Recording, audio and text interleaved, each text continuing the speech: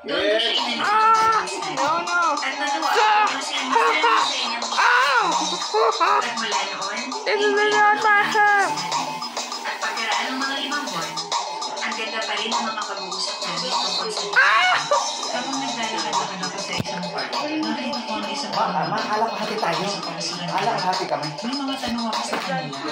At habang nakikinig ako sa mga sagot nila, napansin ko Balik ang na. nag-aalala sa Balik na. pagpapasa ng anak nila. No. Pinapos sila ng Bible study.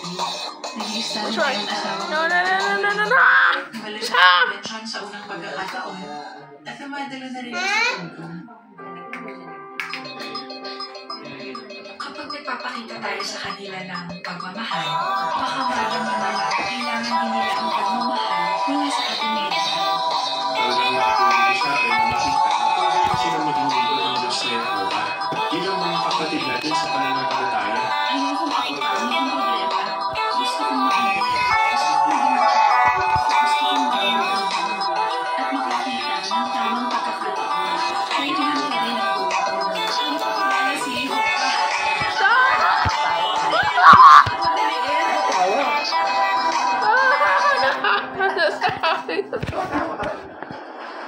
Ko, Buddy, Jevin, Winda, Simon, Sky, Vinelia, and Pinky. Sana natin may pakita na mahal natin ang mga tao at patuloy din tayong gumawa ng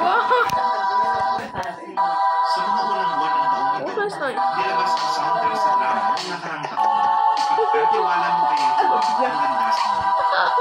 Na-inspire ba kayo at napatibay ng soundtrack na ito?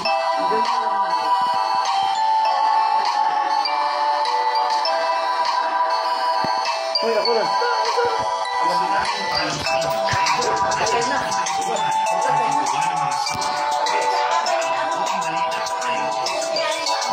Which one now? Which one now?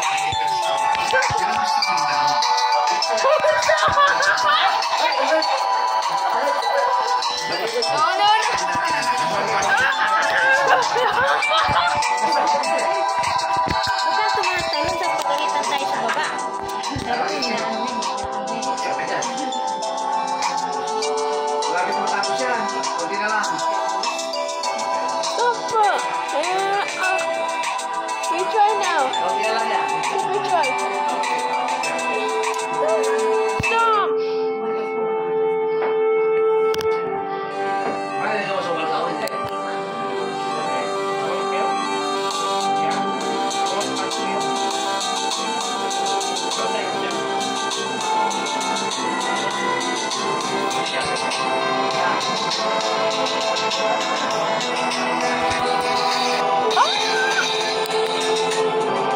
sana naman eh. Ulit mo nga.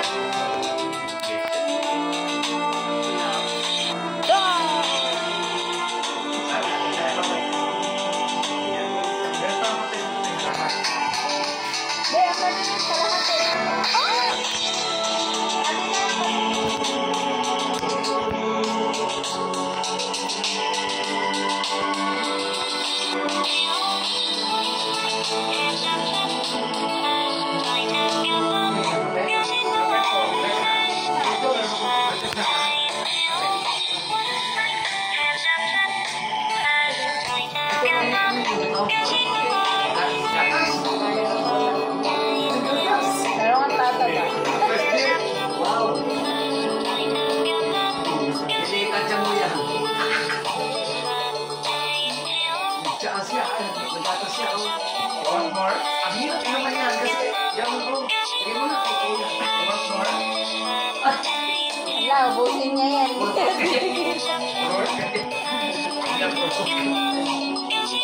Bird screen na nila eh. Bilis na ubus eh. Napapakpak. Pinapa pa. Choco pa yung bird screen. Ha? Ano naman siya eh? Soya yung ano. Soya. G6PD.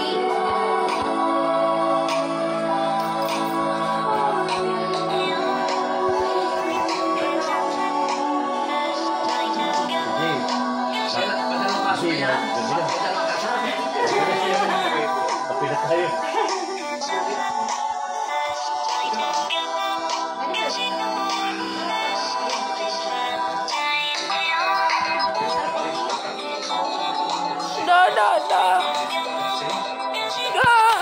Ang galing kumuha nila ng ano.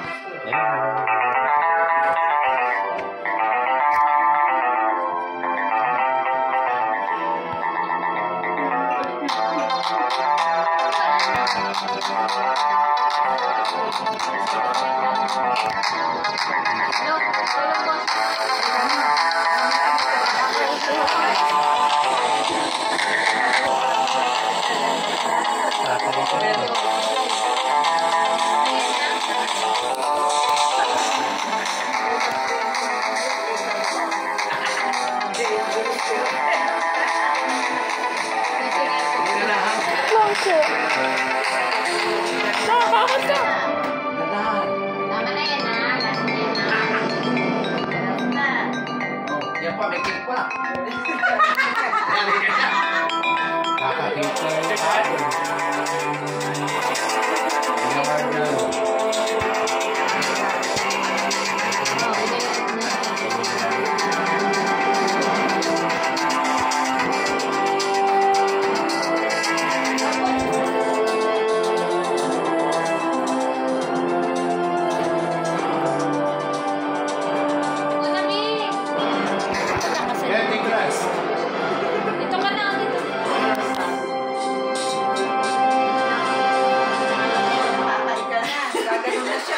Thank you! Yan na, oh. Thank you!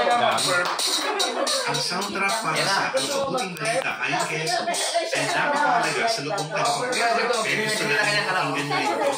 Ilalabas ang unang soundtrack ng ang mabuting balita ayon kay Jesus sa dulo ng spring o sa simula ng summer 2025. Yan. Dumating na tayo sa huling bahagi ng ating program. At tsak na magugustuhan niyo ito. Yan lang masasabi ko. Naan mo Haharap niya ni yun? Brother David Splain ang tema, ibigay kay Jehovah ang kaluwalhatian. Sigurado, pansin niya rin, napakaraming tao sa ngayon nakapokus sa sarili. Mahal na mahal nila ang sarili nila. Inuubos nila ang oras nila sa internet, sa pagpo-post sa social media ng kung ano-ano tungkol sa kanila. Halimbawa, yung mga nagawa nilang maganda. Malayong-malayo sa kanila ang mga saksi ni Jehovah. Kasi tayong mga lingkod ng Diyos, mas gusto natin mapunta sa Diyos ang kaluwalhatian. Ganyan-ganyan yung mababasa natin dito sa awit 96, talata 8. Ito lang yung tekstong babasahin natin sa buong pahayag na to. Sa tekstong ito na titignan natin ngayon, magpupawas tayo sa 3 salita. Kaya pakisuyo, sabayan niyo ako sa pagbasa. Hihintayin ko kayo. Ako kasi minsan matagal ko maghanap ng teksto. Magpapalit na tayo. Awit 96, talata 8. Ito yung unang bahagi namin. Tayo magpapapos. May nagpapailat yan eh. Ibigay ninyo kay Jehovah ang Naman na kay Daddy. nararapat sa pangalan niya. Ibigay kay Jehovah ang kaluwalhatian nararapat sa pangalan niya.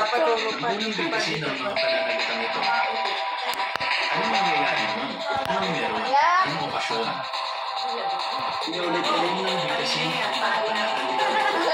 Meron silang pagdiriwang. Isang masaya at espesyal na okasyon para kay Jehovah. Ang totoo, itong binasa natin kung totoo.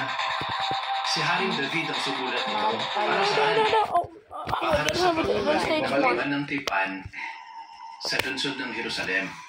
Kaya nang bigkasin pala ito ni David, nagdiriwang siya, masaya siya. At paglipas ng panahon, itong kanta, kinakanta na rin ng lahat ng iba pang Israelita. Kasama na to sa mga kantang ginagamit nila para purihin si Jehovah.